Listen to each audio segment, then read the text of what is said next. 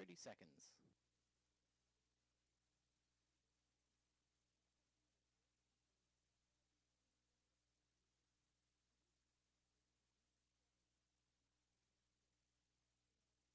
Fifteen, 10, 9, 8, 7, 6, 5, 4, 3, 2, 1. Good afternoon, everyone. It's great to be with you again. Obviously, it feels like home to me back here at the WQLN studios, and I thank you for joining me as we give you an update on COVID-19 here in Erie County. Today, we have 5 new positive cases of COVID-19 to report within the county. While our case numbers have been low recently, it's important to stay vigilant in order to protect our entire community from the spread of COVID-19. Controlling the variants, specifically the Delta variant, has been challenging in certain regions of our country, and we want to be prepared if it, or when it, I should say, inevitably shows up here in Erie County.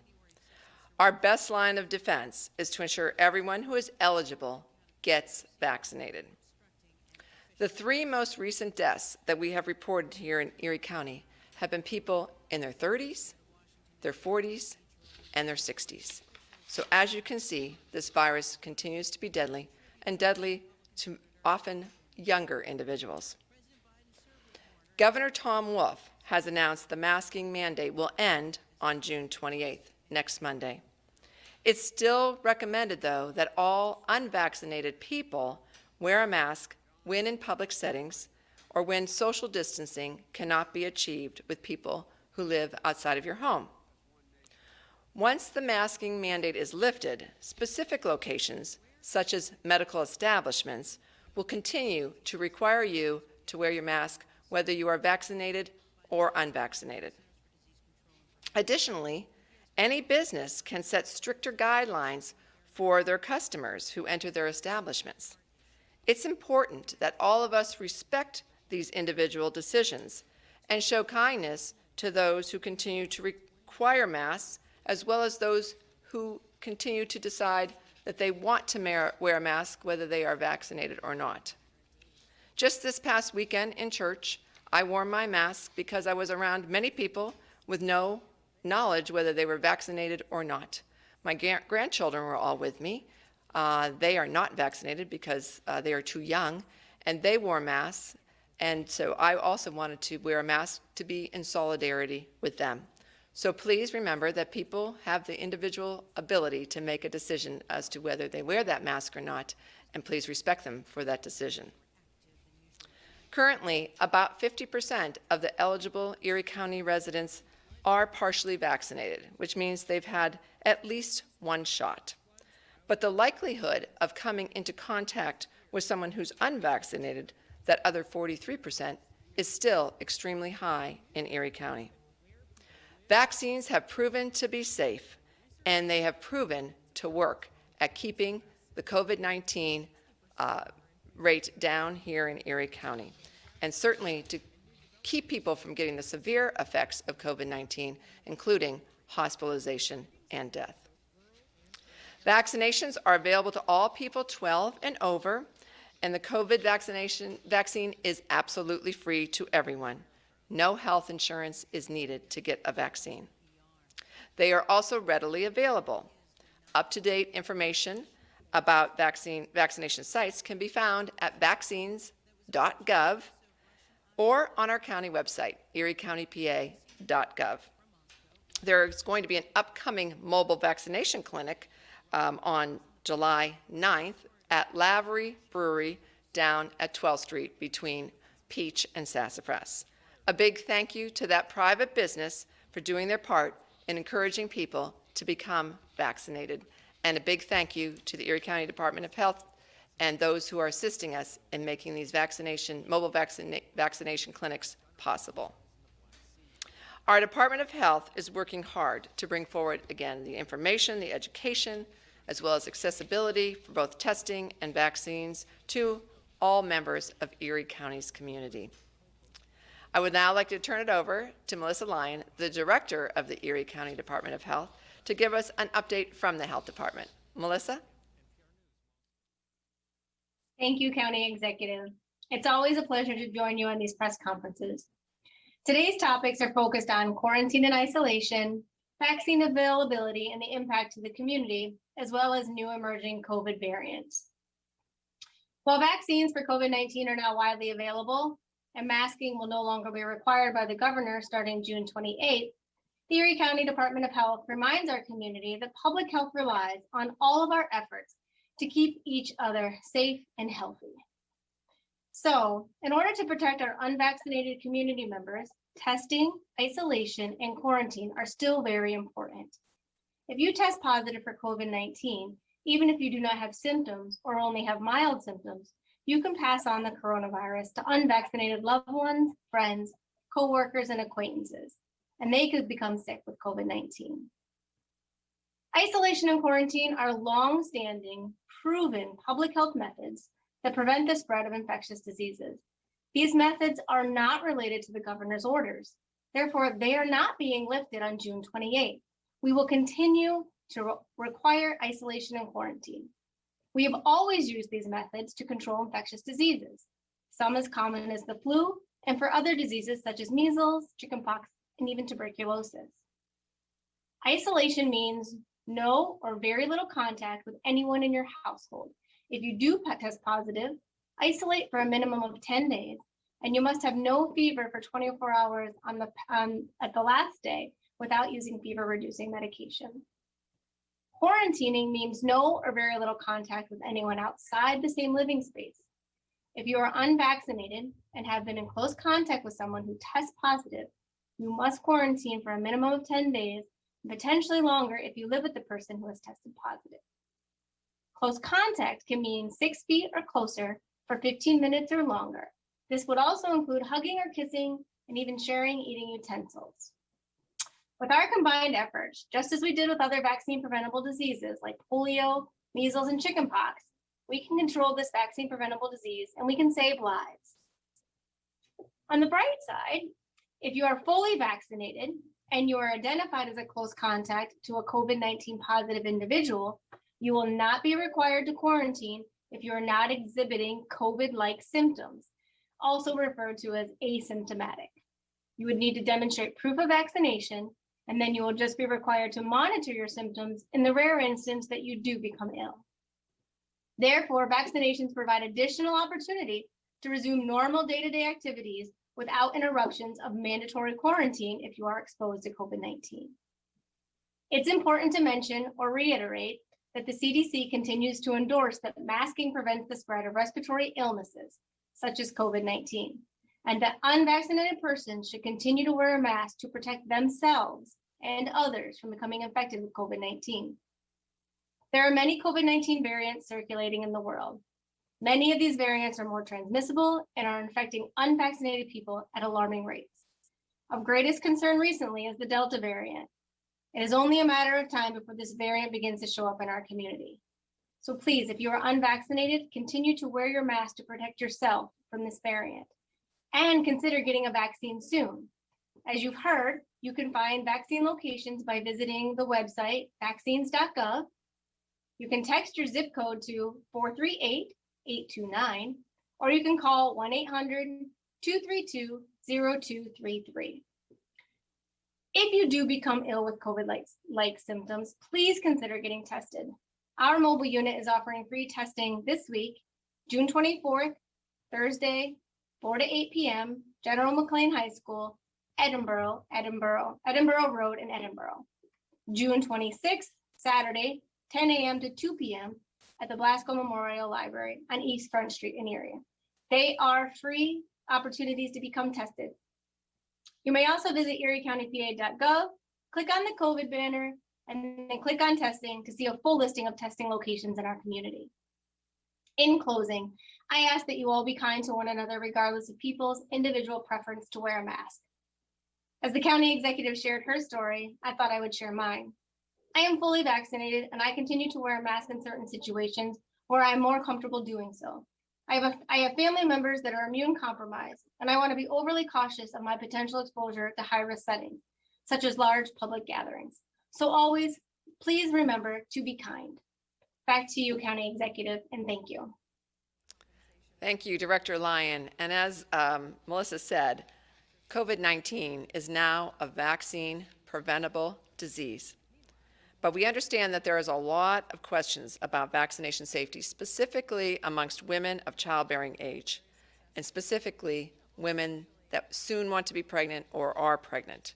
So with us today, I'm really pleased to have Dr. Andrea Jeffress from the OB-GYN Associates of Erie to provide some clarification about this population specifically and the COVID-19. Dr. Jeffress.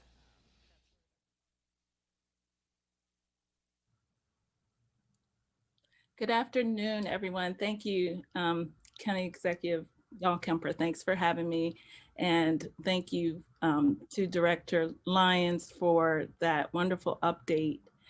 I am a board certified OBGYN. I've been in practice at OBGYN Associates for 21 years and in practice for 25 years. And I would say, as an obstetrician gynecologist, this has been one of the scariest times in my career, in working, but I'm full of hope now because yes, COVID-19 is a vaccine preventable disease. And I'm here today to give our region some hope and some encouragement for the pregnant women in the area that it is safe to get vaccinated.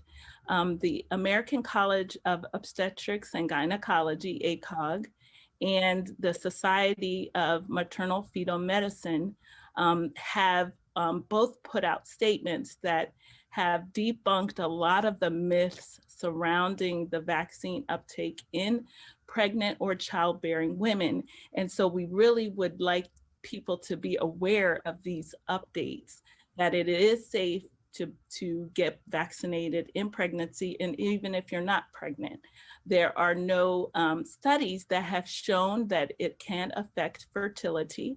And one of the resources that I like to give my patients who come to the office and ask me that question, because more and more people are coming in to ask these questions, is I direct them directly to the maternal fetal medicine site. It's smfm.org.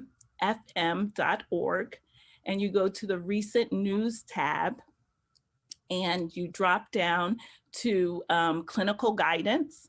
And then under the clinical guidance section, there's a line that says COVID-19 publications. And then you can go to the provider updates and recommendations page.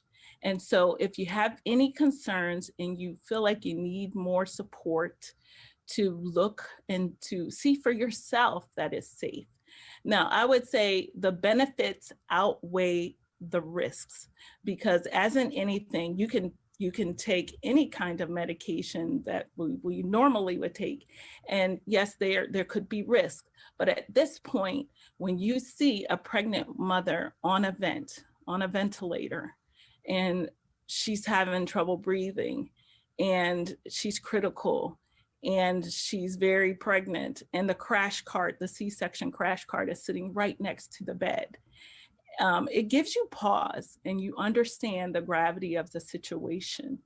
And we faced that several times this year, at the two hospitals that I practice at. We go to both major healthcare systems. And then LECOM also has inpatients as well, but the majority of them go to AHN or Hammett. And it is really critical when you see the mothers struggling to breathe. And so, and if you've had any family member affected, you know that you want to keep them safe. I, as a healthcare worker, a physician, I have been vaccinated. My family has been vaccinated. My son plays basketball. He is at the University of Pittsburgh, and he got COVID-19 this year, and it could be a little scary there. So I think we all have our stories, and we all want to keep our loved ones safe. So I just wanted to, give some encouragement that it is okay and it's safe to be vaccinated as a pregnant woman and as a childbearing woman. Um, and also there have been also some studies that have conveyed passive immunity when a pregnant mother develops antibodies, that those antibodies can cross the placenta and protect the newborn child. And so that is, we've seen that passive immunity when you come in and get your Tdap vaccines at your 28-week visit. When you get your diabetes screening, that's very common because whooping cough was killing a lot of children. And in the same vein, we can vaccinate against COVID-19 in pregnancy. So I just wanted to convey those thoughts to our community. And I understand the resistance that people feel, but I think when you think about all of the major illnesses that have been plagued in our lifetimes and in our generations, modern science has given us a way to really help combat illness, pathogens that we can come across as humans. And so I think that we should, take the fact that benefits do outweigh the risks, and we should try to get vaccinated. So thank you for having me today. Thank you so much, Dr. Jeffress. I have to say, when you spoke of the mother who is struggling to breathe and the crash cart for a C-section is right next to her, it truly gave me chills. And so thank you for the work that you and all your colleagues are doing to help our moms and our babies. And with that, I'm going to turn it over to the media at this point for questions for either Director Lyon, Dr. Jeffress, or myself. And as we normally do, we'll first turn to one of our great media partners, and today we'll go first to Talk Erie. Joel, are you with us? Yes, thank you, County Executive. I do have a question for Melissa Lyon. And Melissa, thanks so much for taking this question. Is the health department doing any surveys to find out why people are not getting vaccinated? We were kind of taken aback that even Community Health Net doing an event on the Juneteenth celebration yielded just 2 actual vaccinations, according to Jim Martin's reporting in the paper. What are the verbatims that are being presented as to why people are resisting the vaccination? Thank you, Joel, and it's always a pleasure to be on to answer these questions.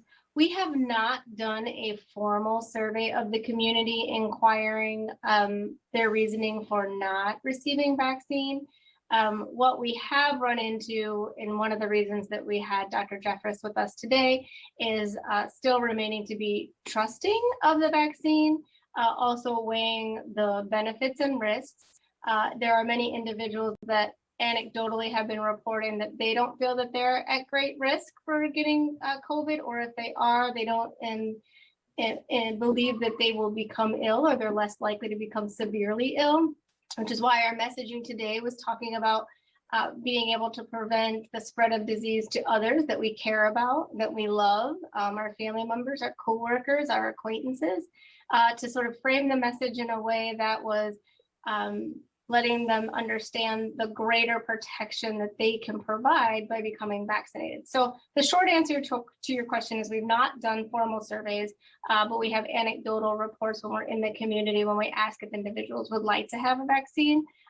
We're going to continue to offer vaccines with the mobile unit in conjunction with the events that are happening and other areas in the community that have invited us to come and provide vaccine.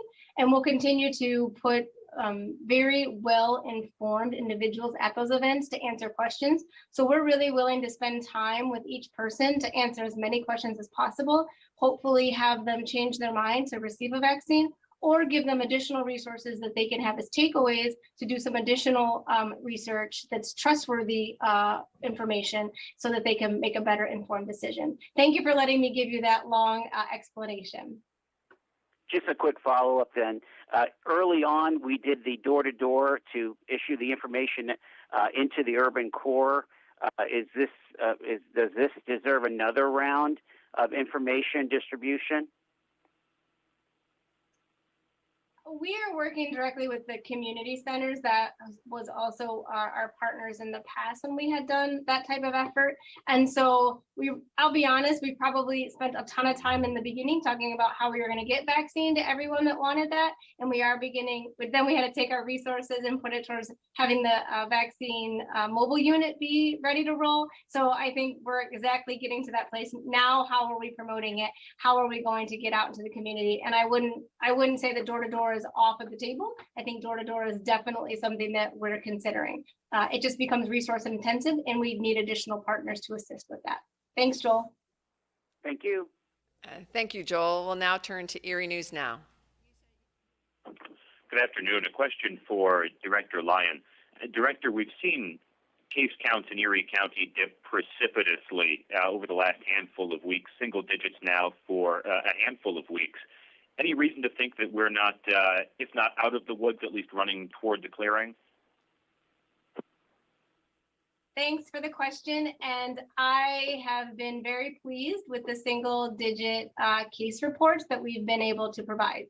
I have a couple of reservations to think we're out of the woods, mostly because as a public health practitioner, it is absolutely my responsibility to be informed of what's happening across the country and across the world. And so therefore I did speak of the Delta variant today because it is so transmissible and it's impacting our unvaccinated populations in other parts of the world that it is concerning here for Erie County. As you heard, we have just over 50% of those that are eligible vaccinated. So we still have a large portion of our population that is still at risk.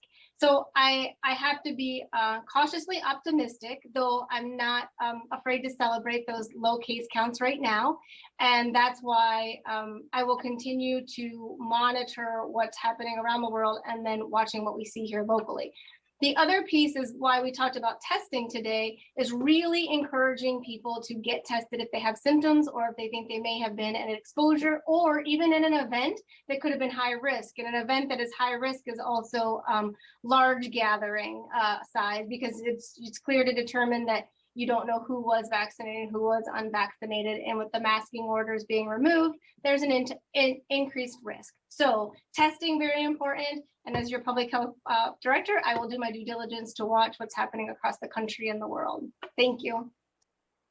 Director, speaking of testing, we see these single-digit case counts. How much do you think of that is due to a legitimate, just big drop in cases, and how much is it a hesitancy on people's parts to get tested? I think it's a combination of the two. So testing is readily accessible. So there are basically zero or very low barriers to getting testing at this point. I think that the cases that we're seeing have been, there's been a drop in testing. There's also been mild symptoms.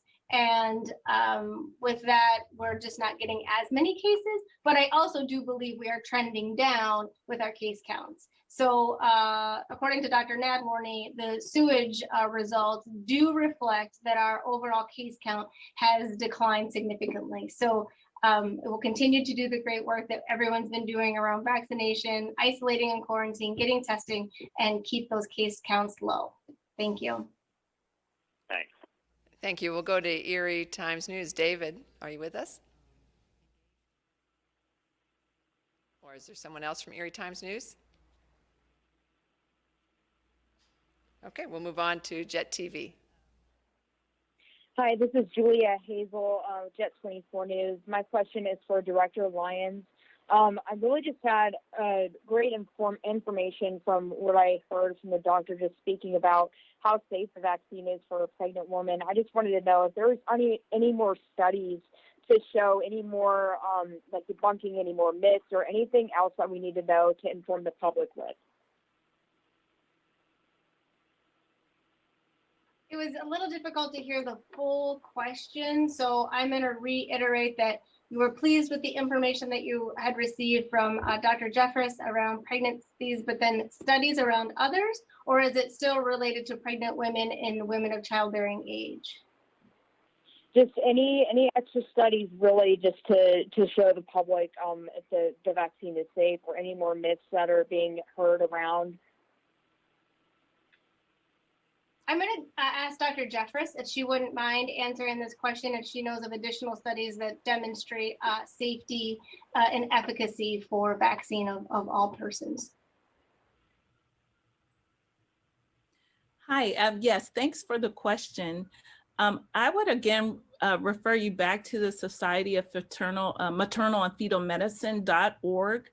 Under their publications area, where that drop down is for the COVID-19 and then publications, they have compiled updates. And so you'll get most of your answer to your question for any studies that you want to see that have proven or supported their claim that the vaccine is safe, and debunk some of those myths, like it will cause infertility in the future if you haven't had children yet and you're of childbearing age and you get it.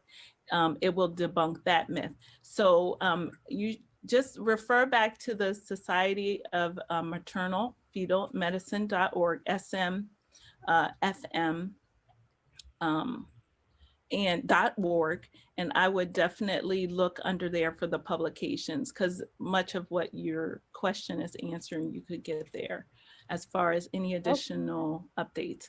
And you can also see they've updated that since December. You'll see each time that they've updated it, things that they've added. So I think it started maybe December 1st or December 15th.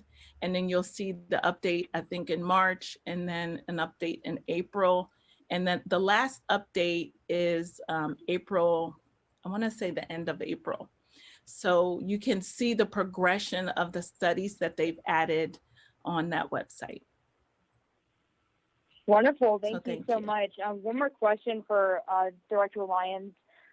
Speaking just from what some of the other reporters had asked previously, what's the come for the future in terms of just trying to find out why some people aren't getting vaccinated? Or is there any progressions to work towards getting a study done for the reason why?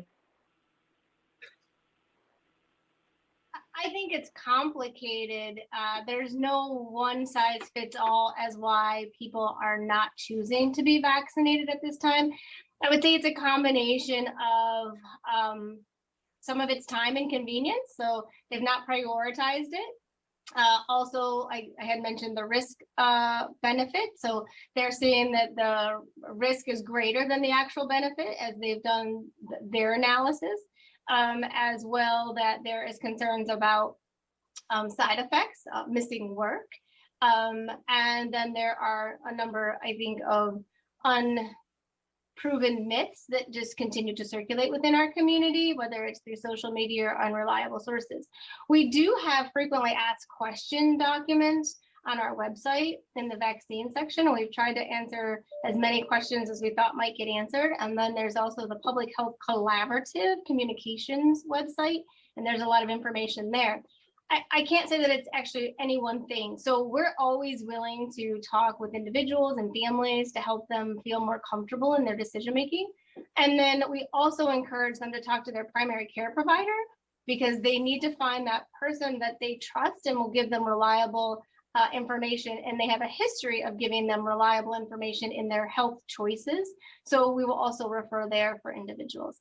And so I know it's really complicated, and we expected this to happen in public health. I don't think we expected it to happen this soon. And I also don't think we expected it to happen with this many people. So with that being said, we're still sort of navigating our next steps. And we're not unusual here in Erie County. This is happening all across the country. Thank you for the question. Thank you. I appreciate it. Thank you all. Thank you. And we're going to go back now to Joel at Talk Erie. Thank you, County Executive. I do have a question for Dr. Jeffress. Doctor, in your expert opinion, as you look at the pregnant women that had bad cases of COVID over the last 18 months, how many would you say had some other underlying health condition, whether it's gestational diabetes, obesity, et cetera? Well, that would be hard to know without having exact numbers in the region. I know for our group, we keep a running list. I think we have about 140 women on our high-risk list. And we live in a region where we tend to be a little bit overweight. And so that's always a comorbidity in itself. And pregnancy is a comorbidity in itself because of the physiologic changes in pregnancy make it, difficult to deal with respiratory issues when it occurs. So, and also pregnant women are more prone to blood clotting. And we know that COVID-19 causes more clotting issues. So we've had several COVID-19 pregnant mothers with blood clots. We've had several COVID-19 patients with pneumonia. Some, not all, have required intensive care unit care, but many have required oxygen on the floor, so much to the effect that we have to go to one-on-one nursing just to observe the patients and make sure that we are monitoring their O2 sats, and so transferring them to the appropriate floor, whether it be the step-down intensive care unit or the full intensive care unit. In those cases. So I think because of the obesity, because of the gestational diabetes, because of pregnancy as it's in itself, putting patients at higher risk for blood clotting and really more grave situations in terms of when your oxygen drops, then the baby sees less oxygen. And so we've had more abnormal fetal heart rate patterns that require emergent C-sections. And then that puts the mother at risk because oftentimes, if we can't do spinal anesthesia, we have to put them to sleep and do general anesthesia. And that gets that gets troublesome because then, naturally you're intubating someone who's already at risk, high risk for pneumonia.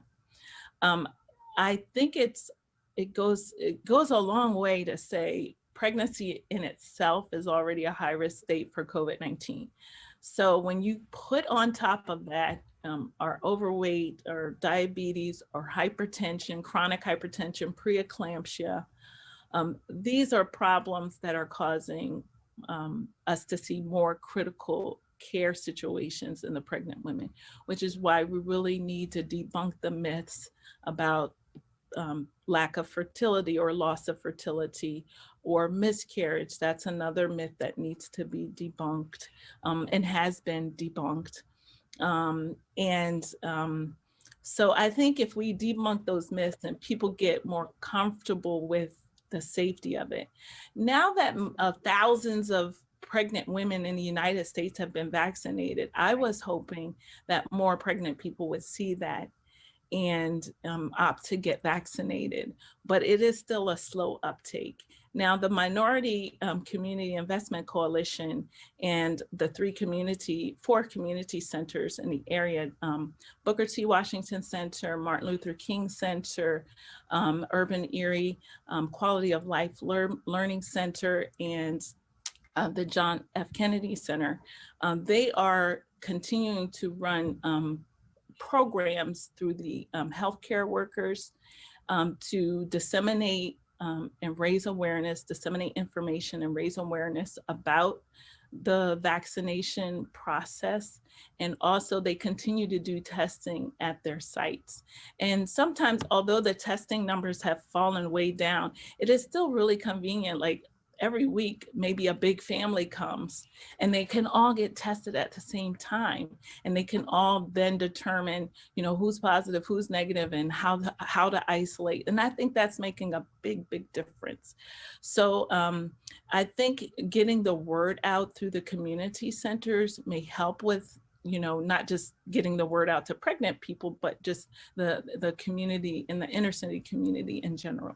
So I hope that helps answer that question. Very helpful. Thank you, Doc. Thank you, Joel. We'll go back now to Erie News Now. Ethan. Hi, a question for either County Executive Dahlkemper or Director Lyon.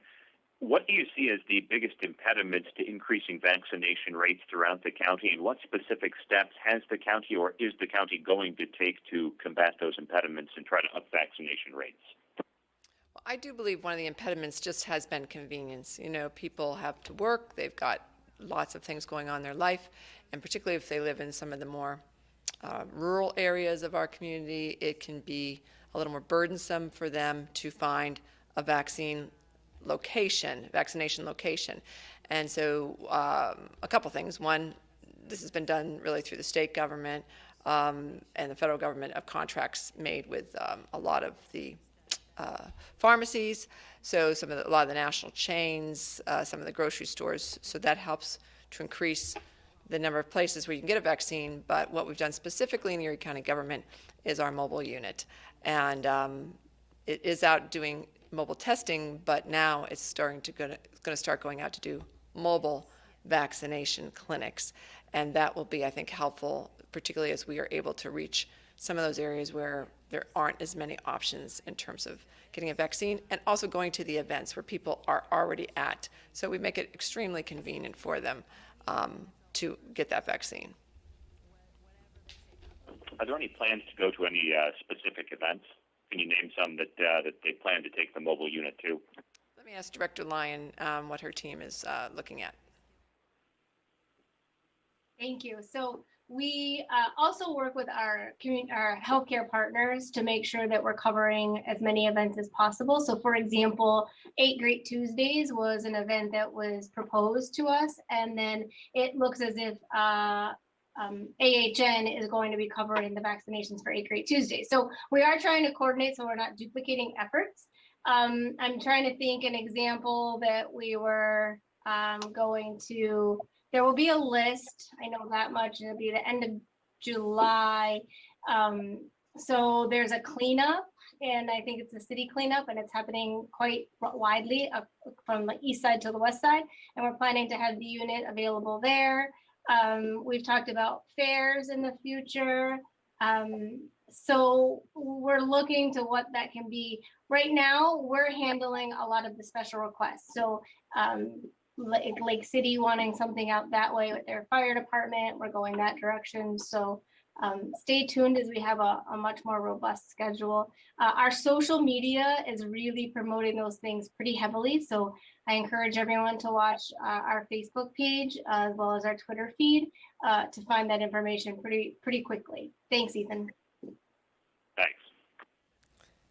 Thank you. And now we'll go to Jet TV, and I think it was Julia, maybe? Yes, I think we've covered all the questions that we have, but thank you all so much for your time. Okay, thank you. And we'll go back and see if Joel has a final question. I just have a quick one for you, County Executive. In looking at the state vaccination rates, Erie County is significantly lower than a lot of our peer counties. Not by a lot, but by some. Do you have any thoughts about all that?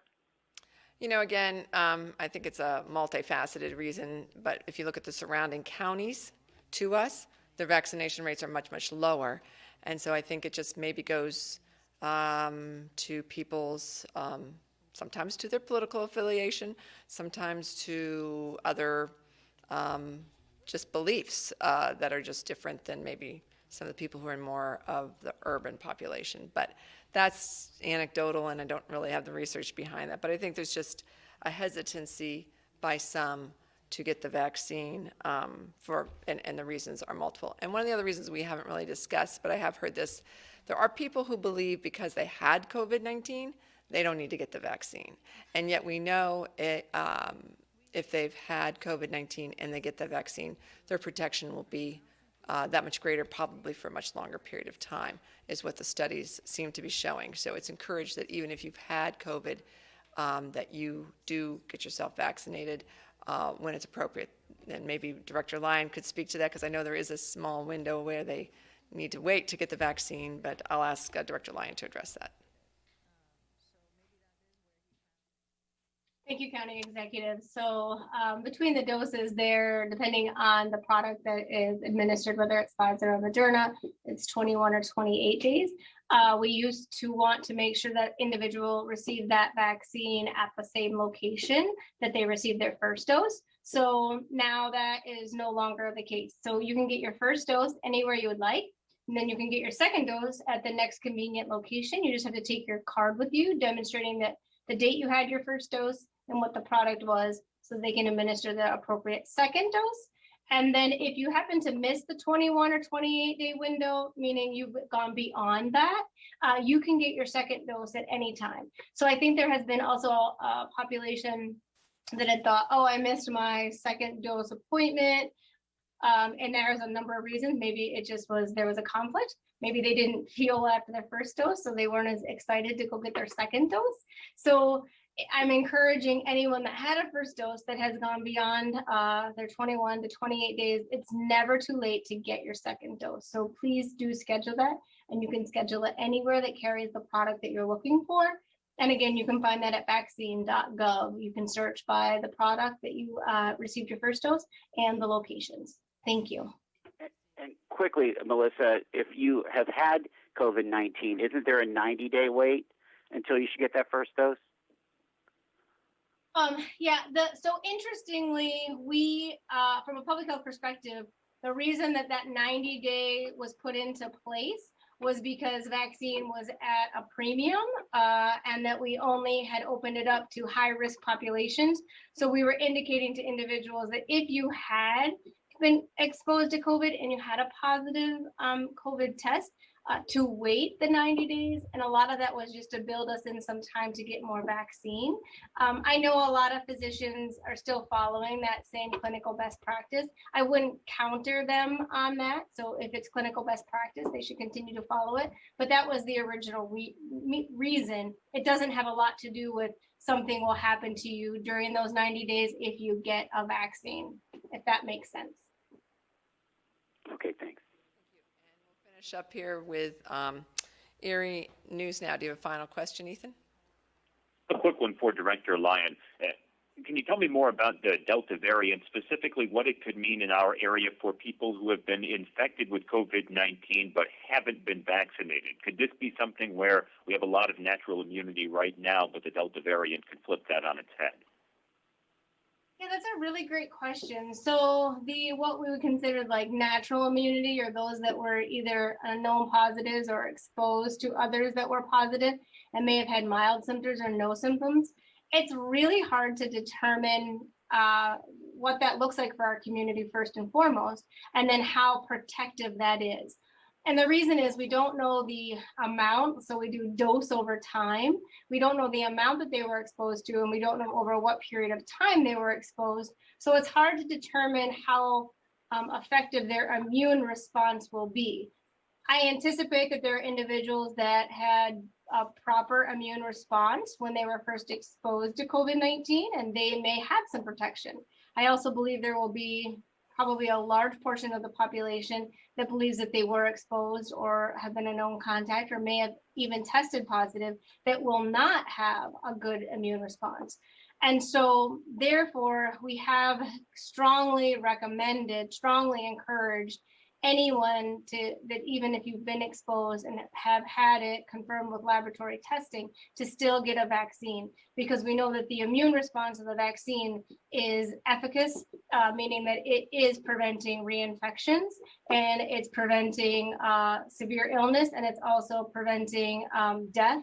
And then very few have been hospitalized. And if they have been hospitalized, it's been with more mild symptoms. So the short answer is your vaccine is your best product to guarantee immunity. And the Delta variant is very transmissible. It's very concerning what we're seeing in other parts of the world. So I do have some concerns. So my bottom line is, if you're able to get vaccinated and you're willing to get vaccinated, please do so. Thank you. Thanks.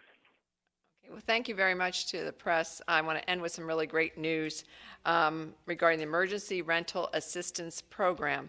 This significant economic relief helps low and moderate income households at risk of experiencing homelessness or housing instability by providing rental arrears, temporary rental assistance, and utility arrears assistance. Charlie Barber from Erie County Care Management reports that there have been 1,819 applicants with 770 households so far receiving assistance that has totaled $3.9 million to date. So we're really pleased with how well this program has been going here in Erie County in terms of the volume of applications and how quickly that Erie County Care Management is getting that funding out to those in need. If you're interested in participating in this program, please contact Erie County Care Management at eccm.org, or you can call them at 814-923-5512. And then finally, another important economic initiative to mention is the Advanced Child Tax Credit payments for 2021. Under President Biden's American Rescue Plan, the child tax credit was increased from $3,000 for families whose children are between 6 and 17 years old to $3,600 for families with children to $3,000 for those 6 to 17 and $3,600 for those under 6. The plan allows for half of that tax cut to be paid to families in advance via a monthly check or deposit starting in July. So most families will receive these payments automatically, and for more information or to sign up, you can go to childtaxcredit.gov. So lots that we discussed today. Thank you to my great guests, Dr. Jeffers and Director Lyon, for being with me. Thank you to the media, and thank you all for joining me. I ask you all to continue to do what you can to keep our community safe. If you feel ill at all, stay home, get tested for COVID-19, continue to wash your hands frequently, wear a mask if you are not vaccinated, and get vaccinated if you are able to and willing to as soon as possible. In the meantime, please stay safe until we have our next time together. Thank you.